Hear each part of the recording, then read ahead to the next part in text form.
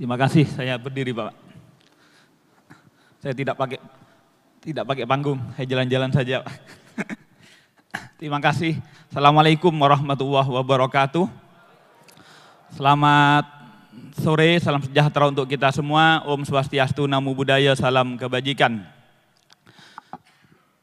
Pertama-tama saya mengaturkan terima kasih dan berbangga kepada Lemhanas yang telah melibatkan dan mengikut sertakan KPK dalam kegiatan pemberian pembekalan bagi yang terhormat anggota Dewan DPR RI periode 2024-2029. Syukur alhamdulillah, salawat wal salam ala Rasulillah. Pada siang yang berbahagia ini saya di hadapan para yang terhormat yang akan menduduki kursi legislatif yang memiliki kewenangan 3 hal. Pertama, controlling, kedua, legislatif, ketiga, budgeting. Di 3 hal ini sesungguhnya marwah dan juga orientasi bernegara 5 tahun yang ke depan akan ditentukan. Oleh karena itu sesungguhnya kami berharap, kami di sini bukan memberikan materi, karena saya yakin yang di hadapan saya walaupun mungkin ada yang baru duduk, mungkin ada yang terjeda, ada spasi. Bahkan mungkin teman-teman semua anggota dewan sebelumnya anggota dewan di daerah, bahkan mungkin ada kepala daerah ataupun di pemerintahan-pemerintahan lainnya. Karena saya tahu dari sisi profil-profil yang saya baca, Bapak Ibu sekalian, ada yang benar-benar baru, tetapi juga tidak jarang yang sesungguhnya hanya pergantian ataupun peningkatan. Saya diberi materi tentang apa sih sisi anti korupsi. Anti korupsi, perspektif KPK dan perspektif kita semua sebagai sebuah bangsa. Perlu diingat Bapak Ibu sekalian, anti korupsi bukan tanggung jawab dan beban KPK. Bukan beban dan tanggung jawab polisi ataupun jaksa. Tapi anti korupsi adalah beban segenap bangsa Indonesia. Kenapa begitu? Lanjut. Oh, anunya di saya ya. Mohon maaf. Ini Bapak Ibu sekalian, mari kita sama-sama pahami bahwa semula kita adalah manusia sendiri-sendiri. Orang Papua sendiri, orang Madura sendiri, orang Aceh sendiri. Tapi kemudian kita mengikatkan diri pada tahun 45 17 Agustus untuk kemudian memproklamirkan diri sebagai sebuah kesatuan negara. Apa itu negara Bapak Ibu sekalian? Negara adalah organisasi dalam suatu wilayah yang dapat memaksakan kekuasaan. Tidak ada lembaga ataupun organisasi lain di Indonesia yang secara memiliki legalitas otoritatif untuk memaksa Bapak Ibu sekalian. Tidak ada. Mau Anda mendirikan organisasi apapun, ormas, OKP dan lain-lain, itu tidak ada.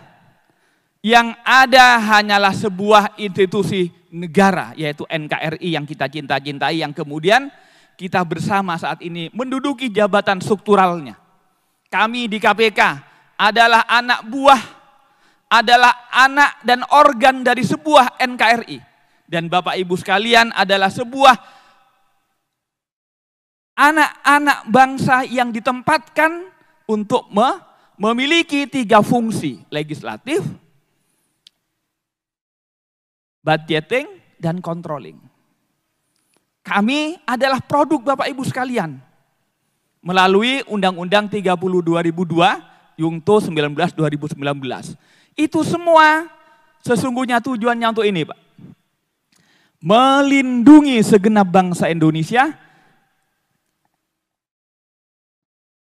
memajukan kesejahteraan umum, mencerdaskan kehidupan bangsa. 4 tujuan inilah yang sesungguhnya adalah mimpi kita bersama. Dengan semua dengan semua struktur yang ada. Jadi sesungguhnya Indonesia mempromalikan diri sebagai sebuah bangsa, sebagai sebuah negara, kemudian menstrukturisasi. Karena tidak mungkin kekuasaan dihandle sendiri, maka kemudian untuk membentuk peraturan, membentuk arah, regulasi, Bapak Ibu sekalian dipilih. Kemudian untuk membiayainya dari mana? Bapak Ibu sekalian kemudian yang mengkapling, mendistribusikan dengan hak budgeting. Termasuk juga kemudian setelah diberi arah, dikasih dana, di akhir tahun, tiap tahun dipertanggungjawabkan. Itulah fungsi dari Dewan.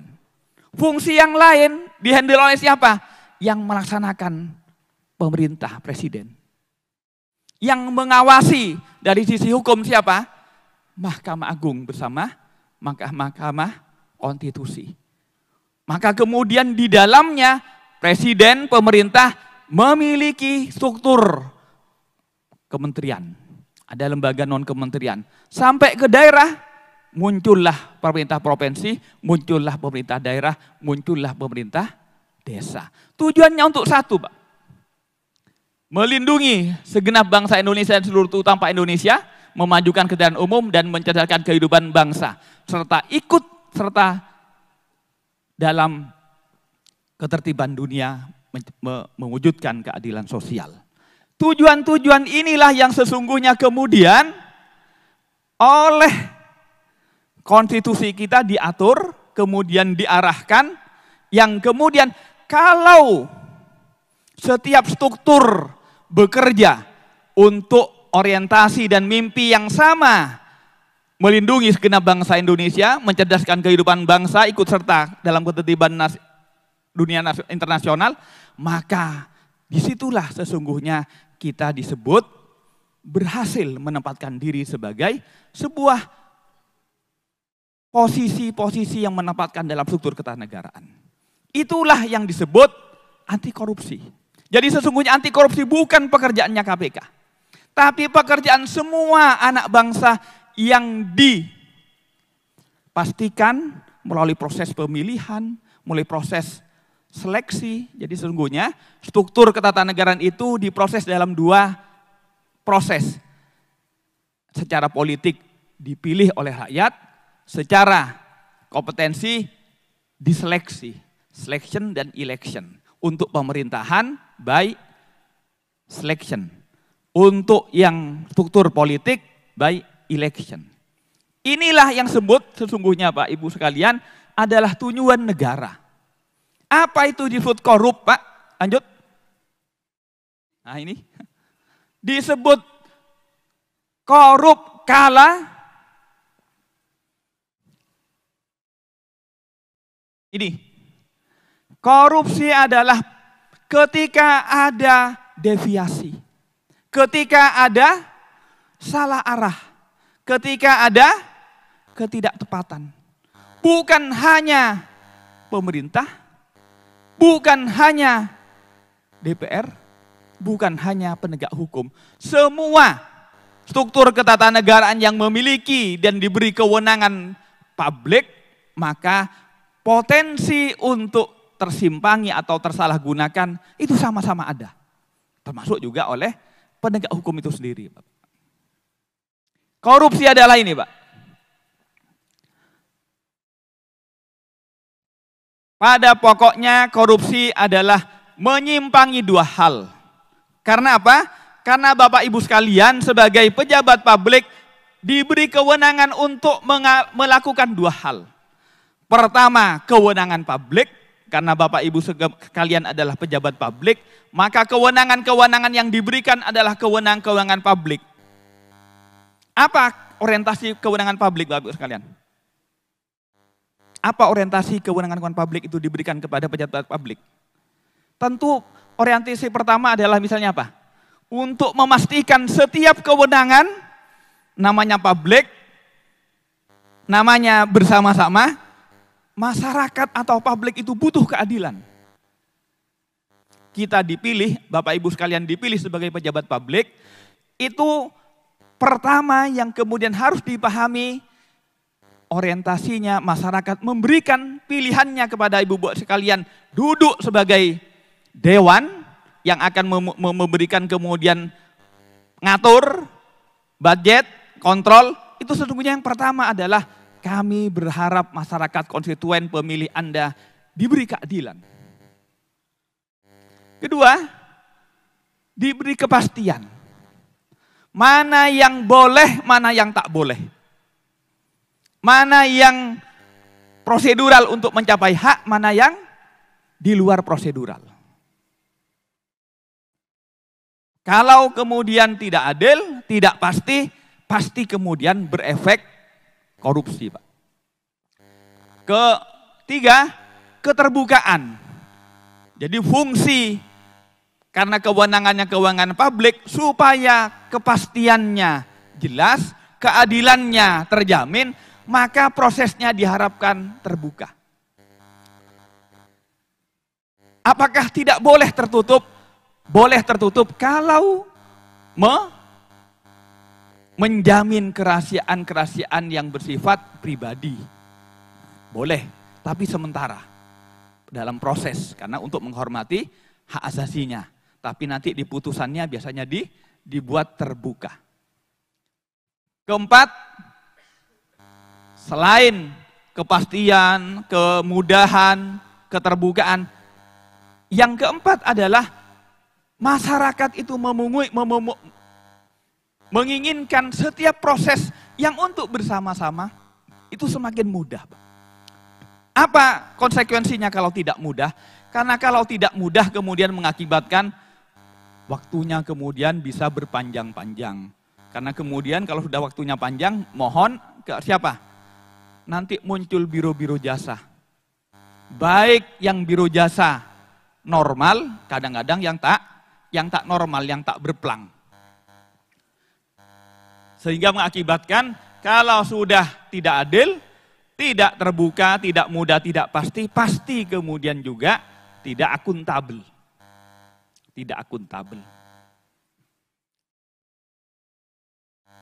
Inilah yang kemudian yang disebut sesungguhnya kalau sudah tidak mudah, tidak pasti, tidak terbuka, mengakibatkan potensi untuk menyimpangnya tinggi.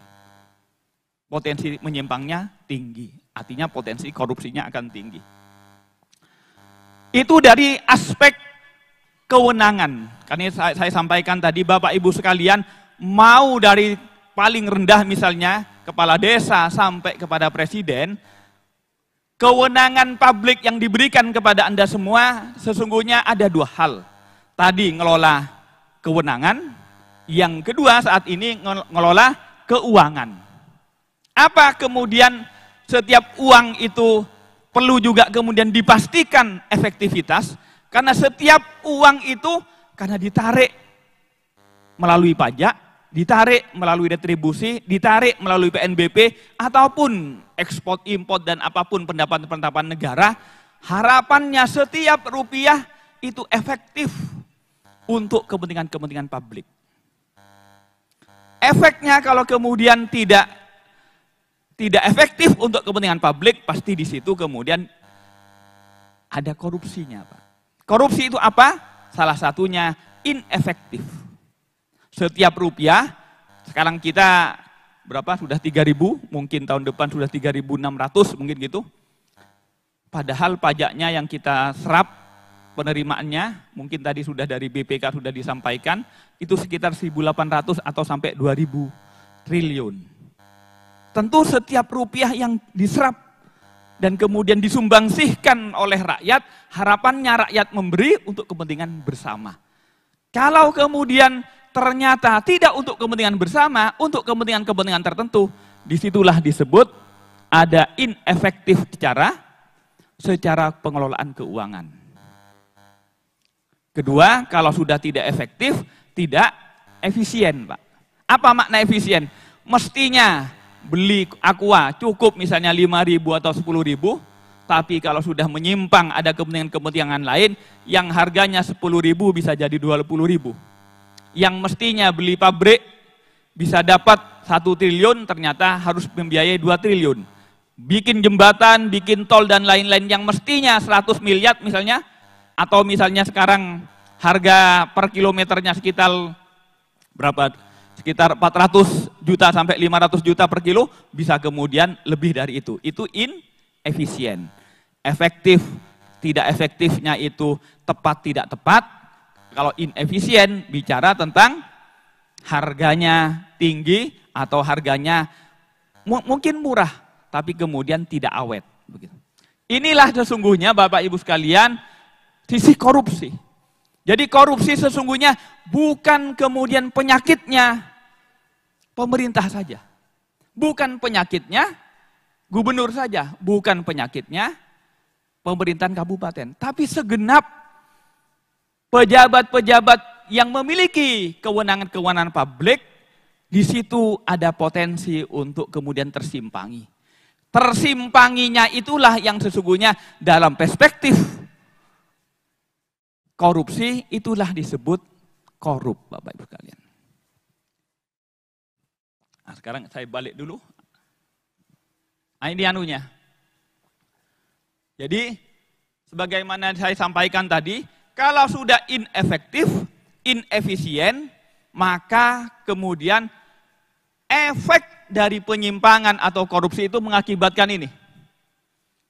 Mengakibatkan bisa tujuan-tujuan negara gagal. Pemerintah bekerja, Bapak Ibu sekalian bikin peraturan, mengkapling ataupun mendistribusi anggaran, tapi ternyata tidak tercapai. Bisa gagal. Bisa boros. Bisa kemudian bahkan tersimpangi. Bahkan atas nama kepentingan publik kadang-kadang sesungguhnya tidak atas nama kepentingan publik. Ini yang penting. Oleh karena itu sekali lagi, sampai di titik ini, mohon dipahami. Korupsi itu bukan penyakit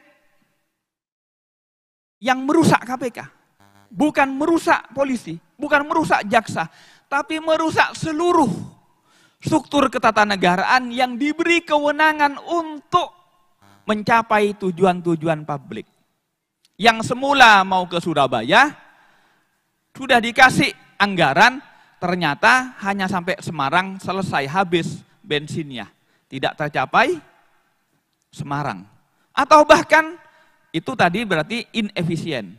Mau disuruh ke Surabaya, ternyata nyemplang ke Bandung. Berarti salah arah.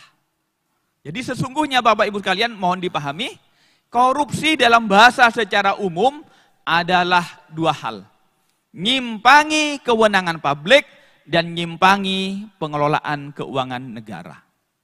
Itu secara umum. Korupsi adalah itu. Bisa menjangkiti siapa? Bisa menjangkiti semua struktur ketatanegaraan. Mulai dari presiden sampai ke kepala desa. Termasuk Bapak Ibu sekalian anggota dewan. Yang memiliki kewenangan hak budget, hak kontrol, dan hak legislatif, itu juga kemudian atas namanya undang-undang ya. Undang-undang itu atas nama kepentingan publik. Ngatur A supaya melakukan ABCDE. Ngatur struktur menteri supaya melakukan ABCD. Maka sesungguhnya ABCD itu adalah prosedur yang harapannya si A sebagai menteri supaya mencapai tujuannya. Dikasih duit untuk mencapai tujuannya. Tapi kalau kemudian ternyata atas nama kepentingan dan kewenangan publik kemudian disimpangi, maka kemudian disitulah sesungguhnya yang disebut korupsi. Di titik ini dulu Bapak Ibu kalian. Ini langsung berapa menit Pak? Oh 50 menit. Masih ada tanya jawabnya?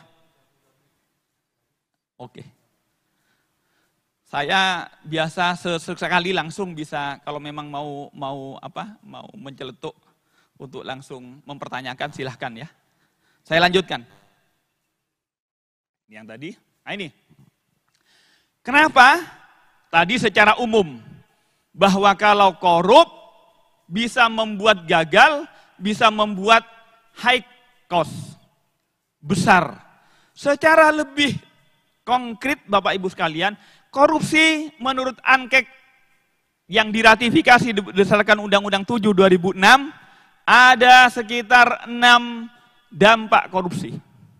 Pertama, merusak pasar atau ekonomi.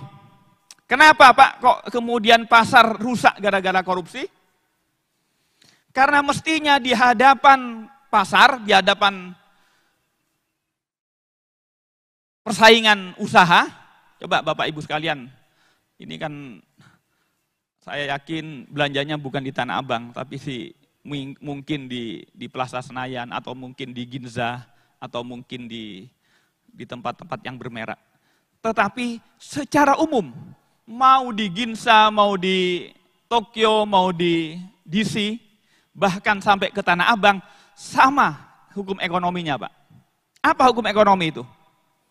Menghargai barang yang berkualitas, yang baik, dengan harga baik.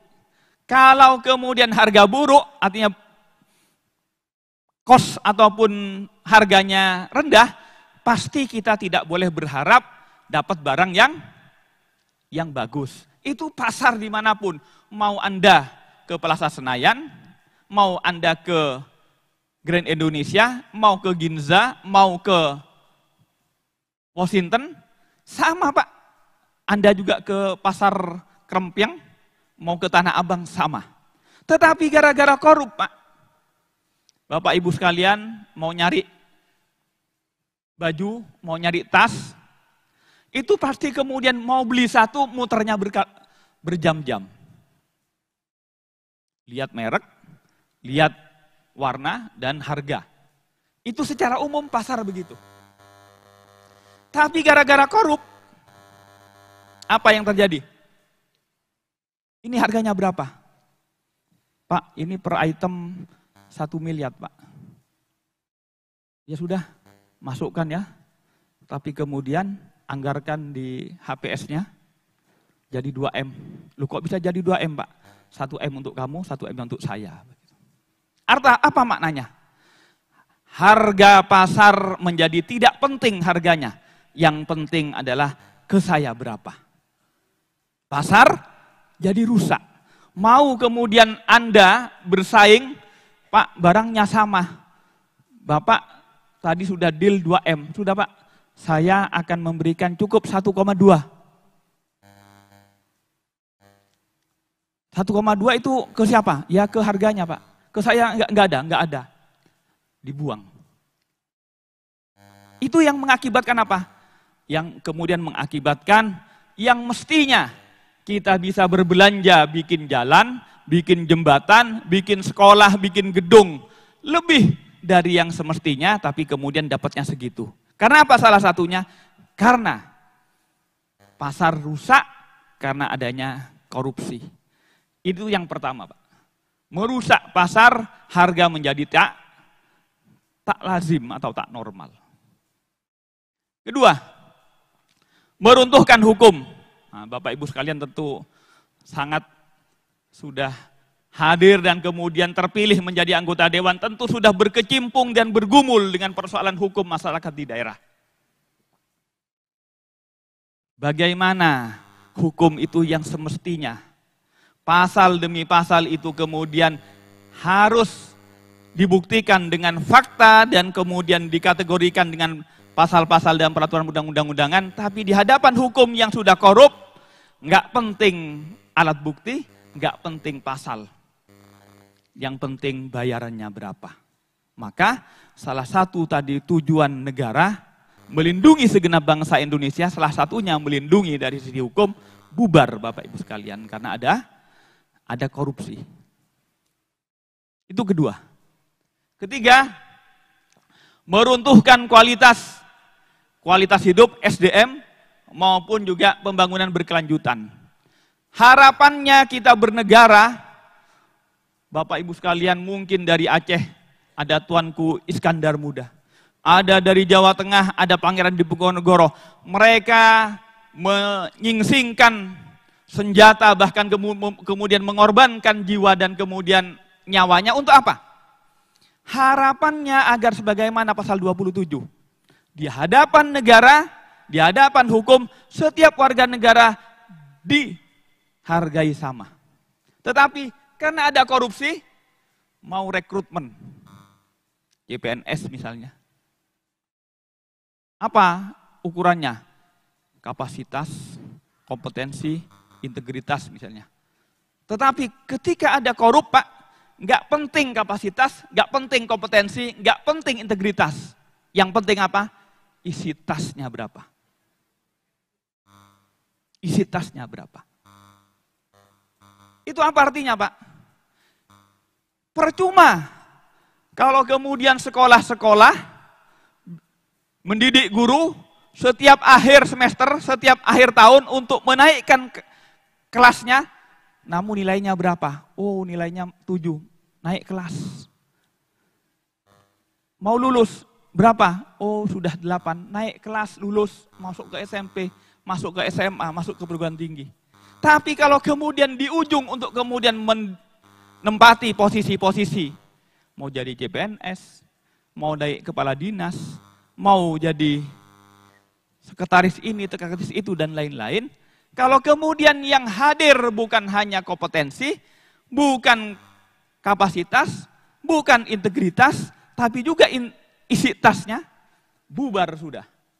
Janji kita bersama-sama mendirikan Indonesia sebagai sebuah wilayah yang diatur untuk adil, untuk berkesempatan sama, bubar gara-gara korupsi, Pak.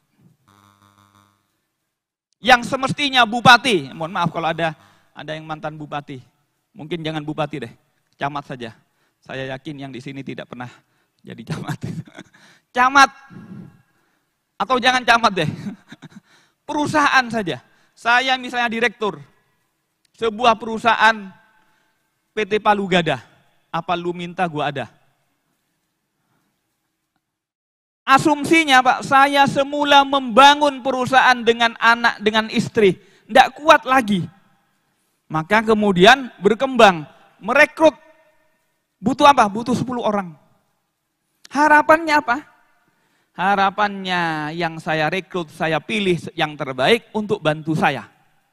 Maka kalau saya memilih yang terbaik, yang berkapasitas, yang berkompetensi dan berintegritas, maka dia akan bantu saya. Tapi sebaliknya kalau saya merekrut SDM untuk membantu saya, tapi ditanya, kamu untuk posisi ini bisa bayar berapa?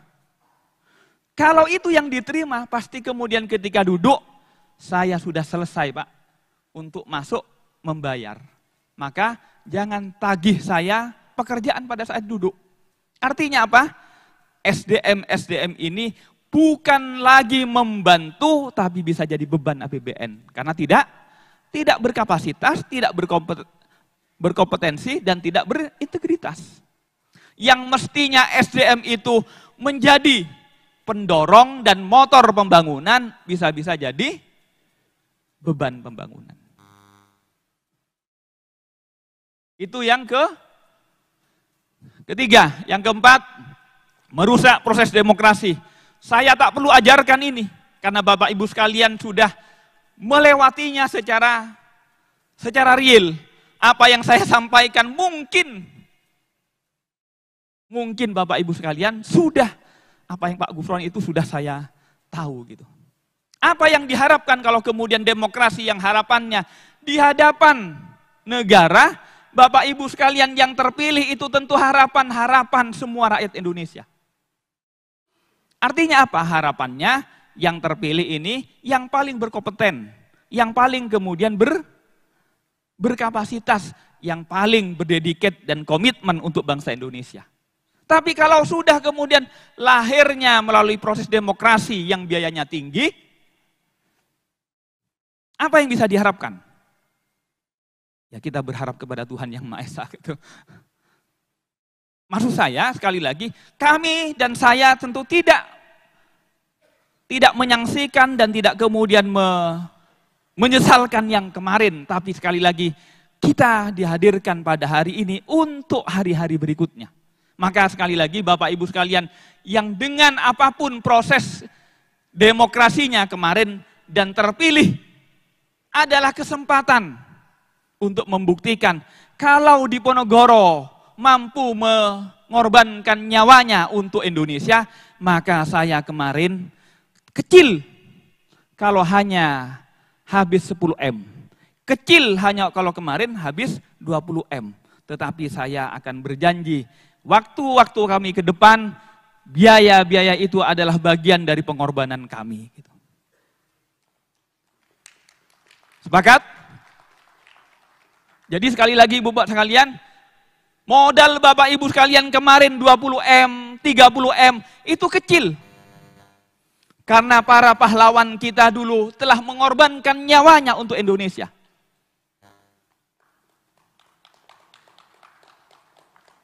Sekarang Anda hanya mengorbankan 30, 40, mungkin lebih atau mungkin kurang.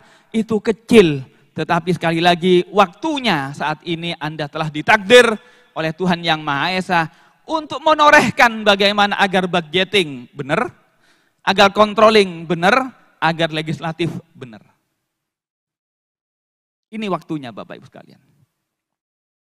Jadi modal kemarin adalah modal Anda untuk berjuang, untuk menempatkan diri sebagai legislator-legislator yang berkomitmen, berdedikat, dan mencintai Indonesia. Bukan mencintai KPK, bukan mencintai konstituen Anda masing-masing, tapi saat ini Anda adalah anggota Dewan DPR RI Republik Indonesia yang akan menentukan 2024 sampai 2029. Sekali lagi, modal-modal itu adalah cara Tuhan kemudian Anda menempatkan diri sebagai anggota dewan yang terhormat. Kelima, ini pelanggaran hak asasi manusia, tentu Pak. Kenapa korupsi itu melanggar hak asasi manusia? Sekali lagi harapannya kita semua bernegara, harapannya perspektifnya adalah perspektif kebersamaan, keadilan Pak. Jadi kalau Anda kemudian bernegara, tapi kemudian kenegaraannya Anda rampas untuk kepentingan-kepentingan pribadi, maka pada saat itu sesungguhnya Anda bukan hanya mendolimi orang lain, tapi sesungguhnya mendolimi rakyat Indonesia secara umum. Yang keenam, menyebabkan kejahatan lain berkembang. Jadi kalau sudah korup asalnya, maka kemudian pasti melahirkan kejahatan-kejahatan yang lain. Apa kejahatan-kejahatan yang lain? Paling gampang, paling pendek adalah pencucian uang. Atau bahkan kemudian kalau uangnya didapat secara tidak benar, pasti belanjanya juga belanja tidak benar. Itu adalah kejahatan-kejahatan yang berkembang setelah korupsi. Nah, sekarang ini Pak, dampak sosialnya ini. Biayanya kemudian, biaya ada eksplisit, kemudian biaya antisipasi, biaya rekreasi, dan kemudian biaya implisit. Artinya apa Pak, Bapak Ibu sekalian? Angka-angka yang kami rampas akibat sebuah korupsi sesungguhnya itu Pak, melahirkan biaya-biaya yang kemudian juga tidak murah. Jadi sudah korup, merugikan keuangan negara, untuk merecovery-nya, untuk menangkapnya, menimbulkan biaya-biaya yang lain. Jadi bisa kemudian menimbulkan konsekuensi kerugian negara yang berkembang akibat korupsi. Apa alasannya? Inilah gampang, nanti Bapak Ibu sekalian bisa kami jelaskan setelah acara aja ini. Sekarang pertanyaannya, Pak, tadi bicara perspektif korupsi. Bagaimana sih sebenarnya Pak angka ataupun level atau derajat kekorupsian Indonesia? KPK selama ini dinilai oleh ada 3 institusi. Pertama, dinilai oleh Transparansi Internasional dengan melahirkan namanya IPK atau CPI, Corruption Perception Index, Indeks Persepsi Korupsi. Itu yang mengukur siapa? Transparansi Internasional. Pusatnya di Brussels, Jerman. Kemudian oleh BPS, Pak. Nah, BPS itu mengukur apa? Mengukur bagaimana tingkat survei penilaian integritas. Itu ngukur siapa Bapak Ibu sekalian? Ngukur institusi, Pak. Institusi itu apa maksudnya? Mulai dari pemerintah pusat, di dalamnya ada menteri-menteri, ada KL-KL, kementerian dan lembaga, di bawah ada provinsi, ada kepala-kepala wilayah, di bawahnya lagi apa? Bupati, kepala-kepala dinas di dalamnya, sampai kepada desa. Itu yang diukur adalah namanya survei penilaian integritas. Bagaimana sebuah institusi tingkat korupsinya. Itu yang melakukan siapa? BPS.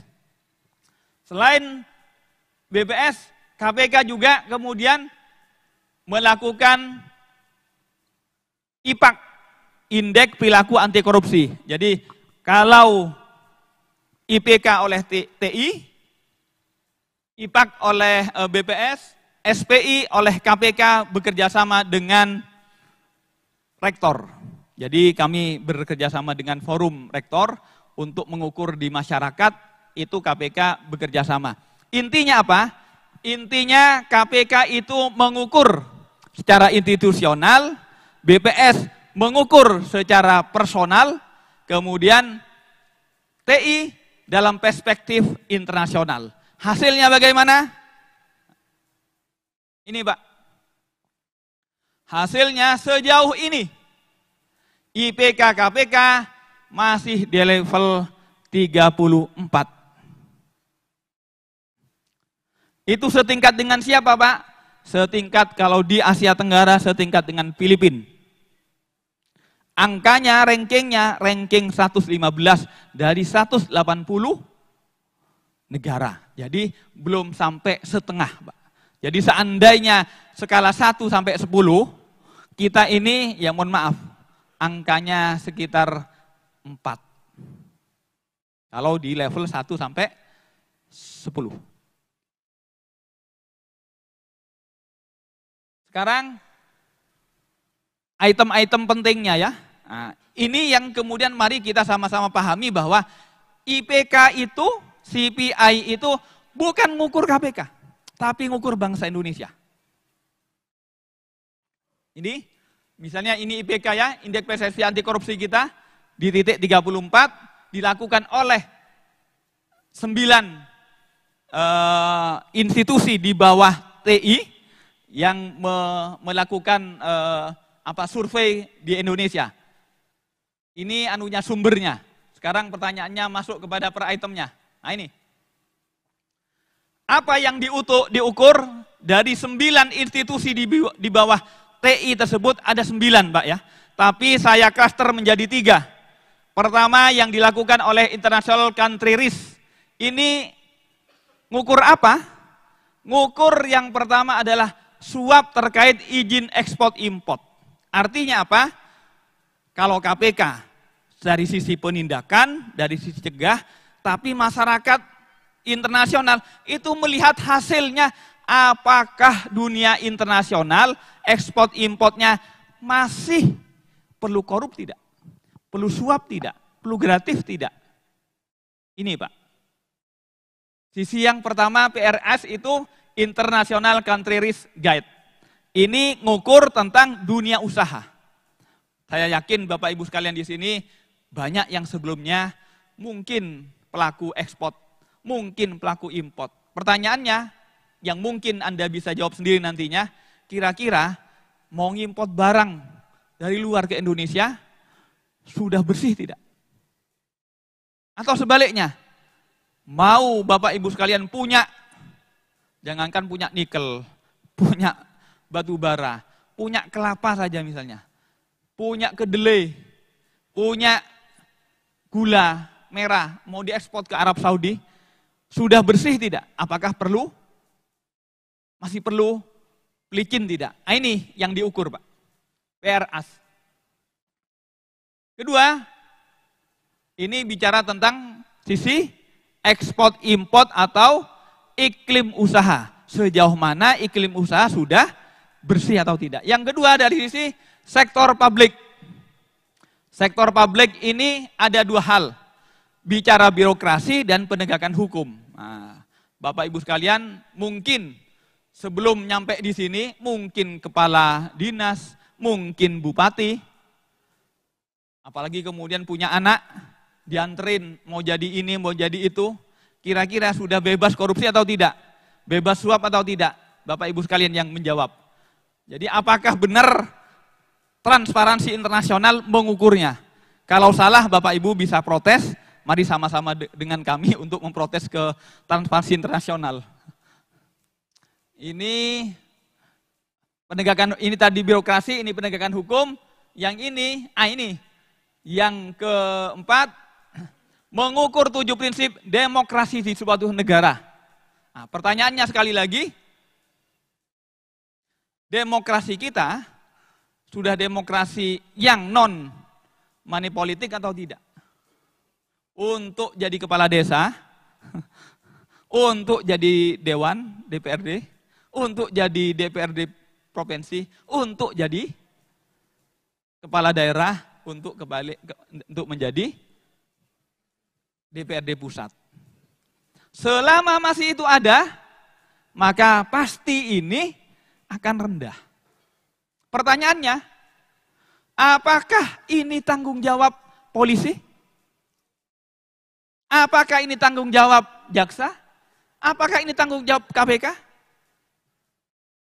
Jadi KPK nangkap itu Pak, tetapi orang lain, orang luar itu ngelihatnya dari sisi ini Pak. Ini adalah tanggung jawab kita semua Pak. Sementara Bapak Ibu sekalian tahu, dan saya yakin sangat paham, lebih paham dari KPK, bahwa money politik itu dalam rezim hukum di Indonesia, dalam wilayah rezim undang-undang pemilu yang 14 hari. KPK nggak masuk ke sini Pak. Dan bukan wilayahnya KPK, money politik ini.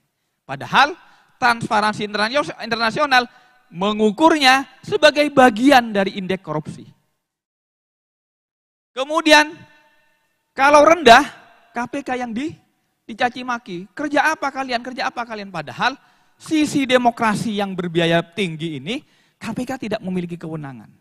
Di rezim hukum Indonesia, itu wilayahnya undang-undang tindak pidana pemilu. Money politik, bukan merupakan tindak pidana korupsi. Ini detail-detail dari korupsi kita. Jadi IPK kita itu bicara, kami itu Pak, seandainya sebuah instrumen di rumah tangga ya, Bapak Ibu sekalian punya warung. Punya warung, jualan nasi Tegal. Orang lain itu Pak, melihat bagaimana warung tersebut dari sisi kebersihan, kesehatan, dari sisi penerimaan, maksudnya keramah-tamahan ya, itu orang lain mengukurnya begitu. Sementara Anda punya instrumen, ada polisi, ada jaksa, ada KPK, yang kemudian ditugasi untuk apa? Untuk nangkap tikus. Kami bekerja untuk nangkap tikus, padahal orang lain secara lebih makro melihat sebuah warung tersebut, bagaimana higienisnya, bagaimana kebersihannya. Bagaimana kemudian di dunia usaha, bagaimana birokrasi, bagaimana kemudian dunia hukum. Nah ini yang terjadi Pak. Jadi mohon kemudian dipahami, untuk kami KPK itu untuk membersihkan Indonesia butuh bergandengan Bapak Ibu sekalian. KPK tak mampu dan kemudian tak bisa kalau hanya sendiri bekerja memberantas korupsi. Karena banyak wilayah, banyak kewenangan yang itu tidak merupakan kewenangannya KPK. Salah satunya bicara tentang indeks demokratisasi. Apakah demokrasi kita sudah bersih tidak dari korupsi? Lanjut ini nggak perlu rekomendasi, langsung aja. Nah ini, tadi bicara SPI, apa tadi bicara CPI atau survei penilaian integritas yang hasilnya kita 34, lantas yang dinilai oleh KPK sendiri, yaitu dalam hal ini survei penilaian integritas itu bagaimana? Ini Pak, Dari skala 0 sampai 100 yang kami nilai, ya pertanyaannya gini dulu, KPK itu menilainya bagaimana? KPK itu menilai dalam 4 komponen. Jadi misalnya sebuah institusi atau Pemda ya Pak ya. Yang kami nilai itu, kami menanyai kepada pegawainya. Selain nanya ke pegawai, kami nanya kepada customernya. Misalnya dinas Dispenduk, kami nilai kepada pelayan, pada pegawai, kami nilai kepada customer ataupun masyarakat. Nah, kami juga nilai kepada expert, Pak, expert lokal di masing-masing.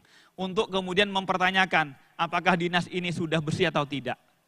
Hasilnya seperti ini Pak. Dari skala 0 sampai 100, ini sekitar antara 69 sampai 70. Jadi bukan hanya masyarakat penerima layanan, pegawainya sendiri juga merasa bahwa institusinya masih menerima ataupun masih ada amplop-amplop. Bahkan menganggap hal yang begitu, tanda terima kasih itu dianggap budaya timur. Begitu. Nah ini yang penting Pak. Sekali lagi budaya timur berterima kasih itu kalau antar tetangga, kalau antar anak bangsa. Tapi kalau antar rakyat kepada pemerintah yang melayaninya, melayani kemudian pemerintahnya baik, misalnya kemudian diberi hadiah mau, itu tetap tidak boleh Pak. Karena kita sudah digaji untuk berdedikasi melayani rakyat. Ini dari sisi, 5 lagi. Oke lanjut. Karena 5 menit lagi langsung saja kepada apa yang disebut korupsi. Nanti kami, ini Pak. Korupsi ini secara umum bisa kami kategorikan mulai dari petty corruption,